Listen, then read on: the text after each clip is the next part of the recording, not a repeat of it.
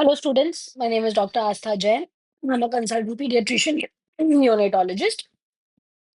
We will be talking about pediatric diabetes today, juvenile diabetes or pediatric diabetes, and insulin therapy in children. Understand the types of diabetes in children. First, you have to understand the types of diabetes in general. All of us know there are two types of diabetes. The first one being insulin sensitive, which is your type 1, which is most commonly seen in children. And the second one is insulin resistance diabetes, which is most commonly seen in adults. So, broadly, that is how it is classified. And in children, which kind of diabetes you're going to see? Type 1. So, you have to understand the type of diabetes in children, learn the principles of insulin therapy in type 1 diabetes mellitus, recognize different insulin types and regimens. So, we will be talking about how insulin therapy is given and what are the various ways in which you can give insulin. Okay. So, this is a very important topic and slightly new also for a lot of you. No monitoring protocols and patient education essential. So if a child comes to you, what kind of counseling you're supposed to give, and how do you monitor, how do you ask them to check their blood sugar? That is also very essential because there are protocols in place in pediatric endocrinology for everything. So pediatric diabetes refers to diabetes mellitus occurring in children and adolescents, with the two most common types being type 1 and type 2 diabetes. But in pediatrics, which one do you see? Type 1. In obese children, older children, you can say type 2 as well. But type 1 is the one that you most commonly see. Now, what are the types? Type 1, which is the most common in children. Type 2, it is now increasingly seen in adolescents because of obesity. So now your type 2 diabetes occurs because of insulin resistance that your body develops because of increasing fat content and slower metabolism. So this has got nothing to do with your genetics, type 2. Uh, of course, I mean, it can happen in family where it is running, where there is a person who's suffering from diabetes, but type 1 is most commonly seen in children with a lot of genetic, like somebody in the family having diabetes. So genetics, your environment, all of these factors play a role. Third one being monogenic diabetes or MODY, which is your maturity onset diabetes of the young. This is rarely seen, but it still exists. It is an entity. MODY is your maturity onset. So this is mostly seen in teens and adolescents only, and it is caused due to a single gene defect. It is monogenic. Secondary diabetes due to other causes like pancreatitis or excessive intake of steroids causing diabetes. Insulin is the cornerstone of type 1 diabetes management. What is the primary pathology in type 1 diabetes? Insulin deficiency in the body, absence of insulin in the body. So, you supplement insulin in your type 1.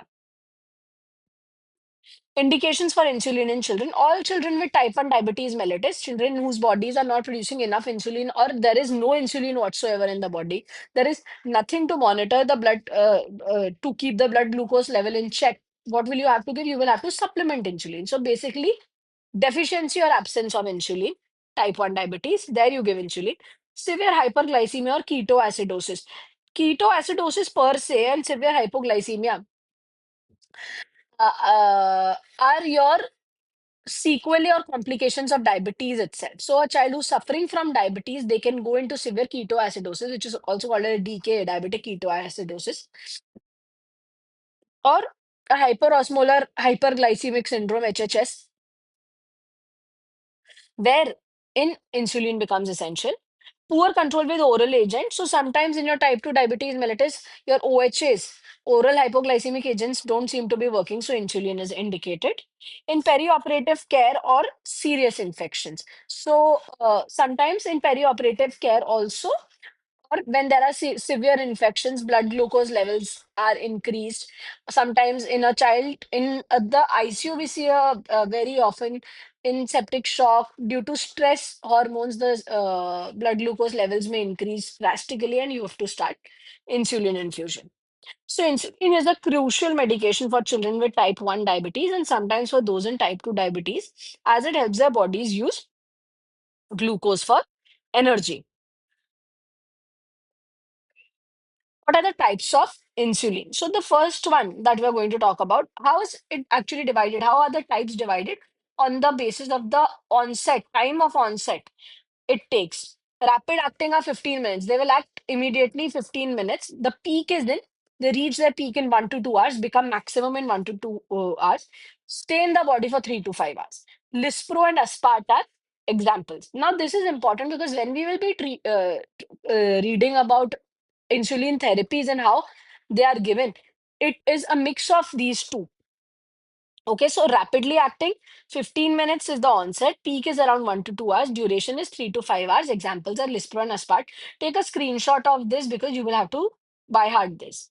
Short acting, the onset is 30 to 60 minutes, it's more. Peak is between 2 to 4 hours. Duration is 5 to 8 hours. It stays in the body for 5 to 8 hours. And examples being regular insulin. Insulin, regular kind of insulin.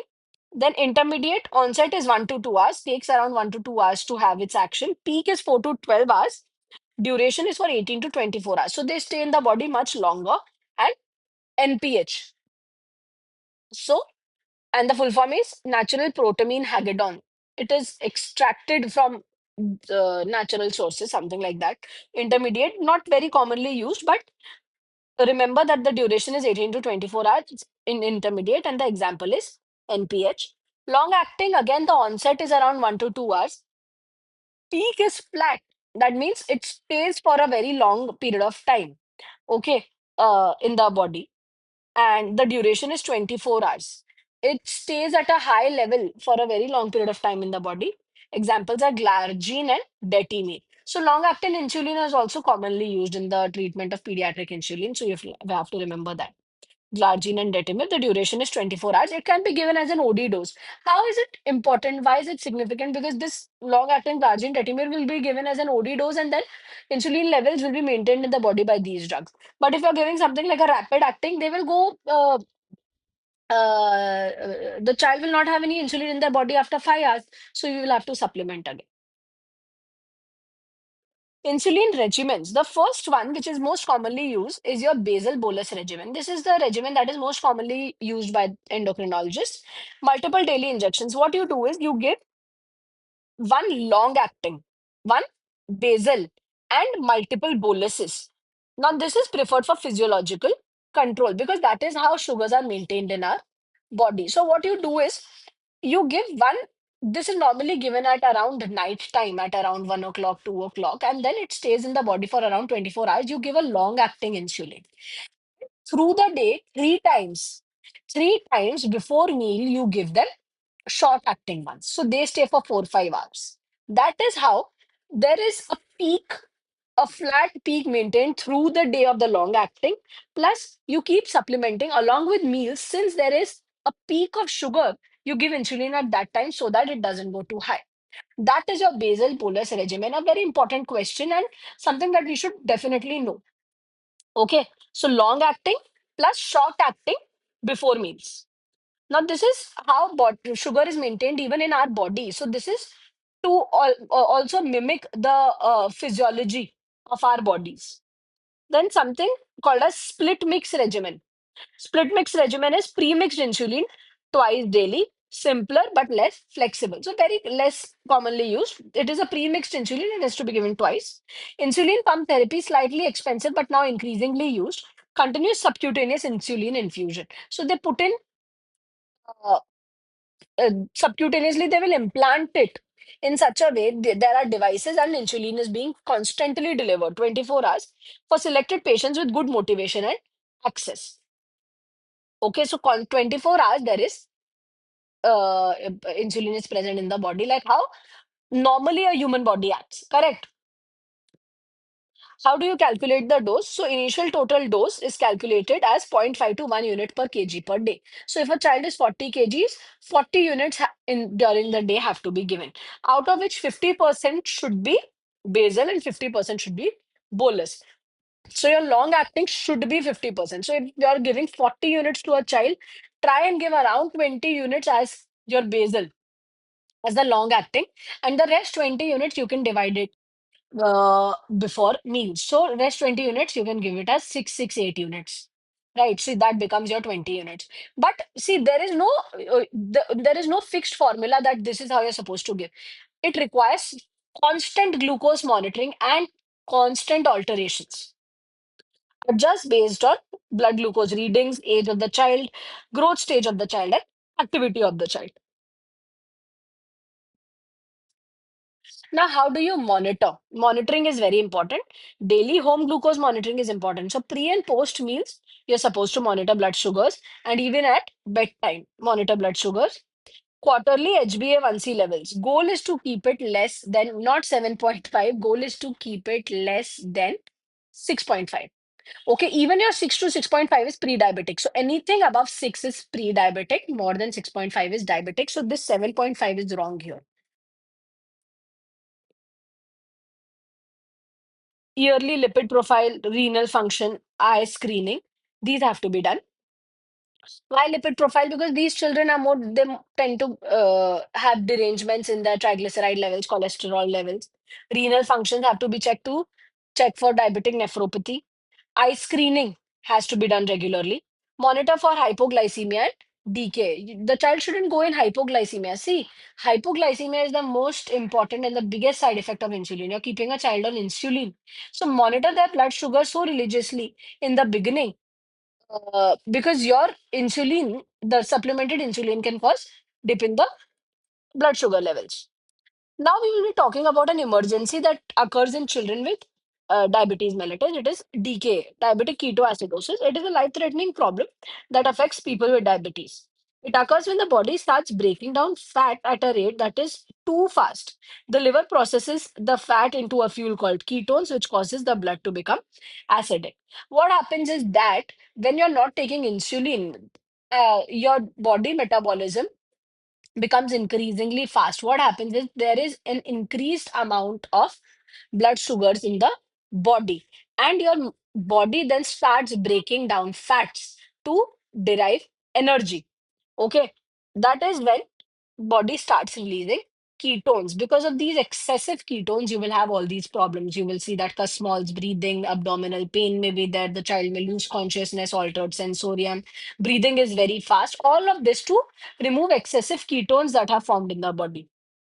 Hypoglycemia happens when the level of sugar in your blood drops below the range that is healthy for you. It is called low blood sugar or low blood glucose, and it is common in people with diabetes, especially type 1 diabetes. Yes, hypoglycemia happens as a side effect of insulin therapy also. So hypoglycemia, what does hypoglycemia as the term suggests? It means dip in blood sugar levels.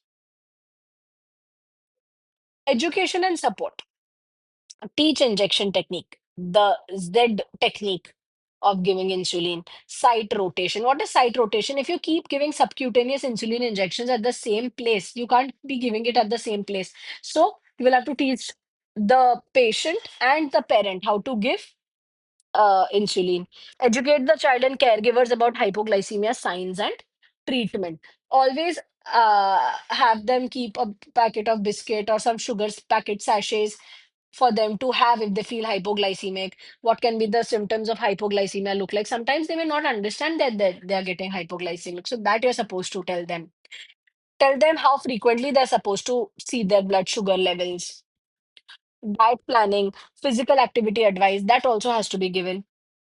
Psychological support and school coordination is very important, especially in children with diabetes mellitus. Having a good psychological support is very, very important.